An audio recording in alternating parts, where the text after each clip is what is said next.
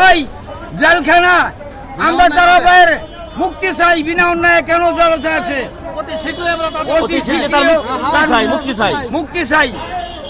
মুক্তি চাই, মুক্তি চাই, মুক্তি চাই। মুক্তি চাই, মুক্তি চাই, মুক্তি চাই। মুক্তি চাই, মুক্তি চাই।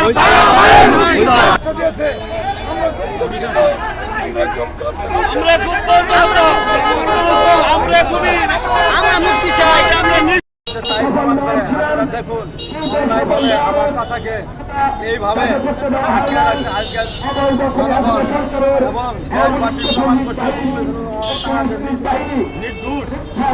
মিথ্যা মামলা দিয়ে ওনার হয়রানি করছে, ওনার বউগুলাবার আজকে রাস্তায় নামিয়ে দিচ্ছে এই আওয়ামী লীগ সরকার।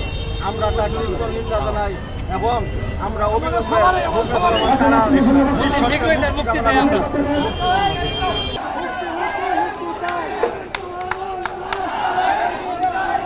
মানববন্ধনে উপস্থিত সকল নেতৃবৃন্দ, আমরা দুই সাইডে লাইন হয়ে যাব, দুই সাইডে লাইন হয়ে যাবে রাস্তা